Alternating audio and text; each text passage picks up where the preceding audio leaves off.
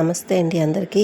ఈరోజు మన కిచెన్లోని కూరలు చాలా రుచిగా ఉండాలన్నా, చాలా తొందరగా తయారు చేసుకోవాలన్నా ఈ ఉల్లి మసాలా మన దగ్గర ఉంటే చాలండి. దీనికోసం 1/2 కేజీ ఉల్లిపాయలు తీసుకొని ఇలాగా ముక్కలుగా కట్ చేసుకోవాలి. శుభ్రంగా ఒలిచి తొక్కలు తీసి ముక్కలుగా కట్ చేసుకోవాలి. తీసుకున్న తర్వాత మిక్సీ గిన్నెలోకి మీడియం సైజువి 2 వెల్లుల్లిపాయలు, అలాగే 3-4 ఇంచీల అల్లం ముక్కలు, 1 స్పూన్ జీలకర్ర, 1 స్పూన్ ధనియాలు,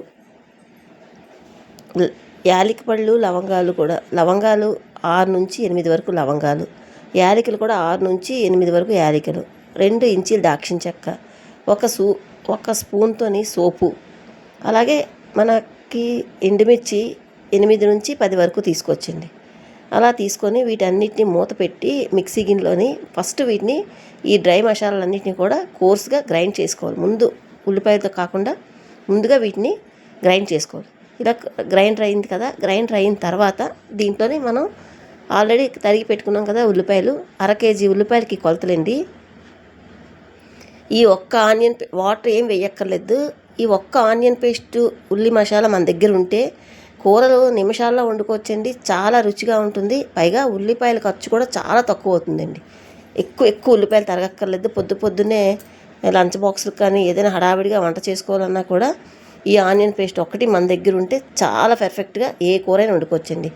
1/2 కేజీ వెజ్ కర్రీస్కి అయితే 2 స్పూన్లు లేదా 3 స్పూన్లు ఆనియన్ పేస్ట్ వేసుకుంటే కరెక్ట్గా సరిపోద్దండి. వెజ్ కర్రీస్కి అయితే ఇంకా అల్లం వెల్లుల్లి కానీ, గరం మసాలా కానీ, కారం కానీ వేయని అవసరం లేదు. 1-2 పచ్చిమిరపకాయలు వేసుకుంటే సరిపోద్ది. ఇలా రెడీ అయిపోయింది కదండి ఉల్లిపాయలు. ఈ మసాలాలు అన్నీ చక్కగా రుబ్బేసుకొని దాన్ని ఒక 8 బాక్స్లోని తీసుకొని ఫ్రిడ్జ్లో నిల్వ చేసుకుంటే అయిపోయిందాకా ఫ్రెష్గానే ఉంటుందండి.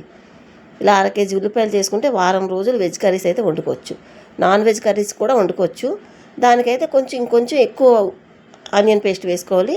దానికైతే కొద్ది కారము, గరం మసాలా ఎక్స్ట్రా పడుతుంది. ఈ వెజ్ కర్రీస్కి అయితే ఇంకా పడదు, మనం తినే కారాన్ని బట్టి. ఇప్పుడు నేను ఆ మసాలా పేస్ట్ తోటి బంగాళదుంప కూర వండి చూపిస్తాను చూడండి.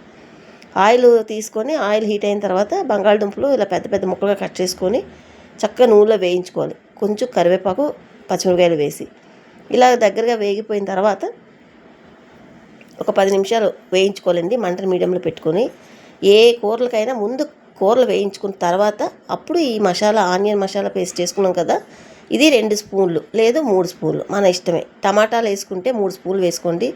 లేదు పాలు వేసి వండుకోవాలన్న కూర అయితే 2 స్పూన్లు అయితే సరిపోద్దండి.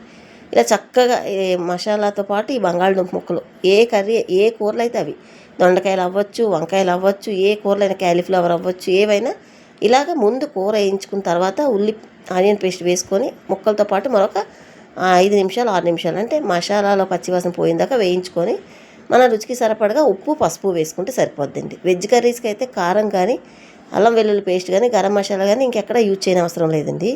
ఇలా దగ్గరగా వేగిపోయిన తర్వాత గ్లాసుడు పాలు, 1 గ్లాసు నీళ్లు పోసుకొని మూత పెట్టి 5-6 నిమిషాలు కుక్ చేసుకుంటే మనకి కర్రీ రెడీ అయిపోద్ది. ఇలాగే అన్ని కూరలు వండుకోవచ్చండి. మా రాజుల్లో చాలా ఫేమస్ అండి ఈ ఆనియన్ మసాలా ఉల్లి పేస్ట్. రెడీ చేసుకొని ఎప్పుడు ఫ్రిడ్జ్లో ఉంటుంది. ఉదయాన్నే లంచ్ బాక్స్కి హడావిడి లేకుండా వండుకోవచ్చు. కూరలు కూడా చిక్కటి గ్రేవీతో ఉంటాయి. మనకు ఆనియన్ ఖర్చు కూడా చాలా తక్కువ అవుతుంది.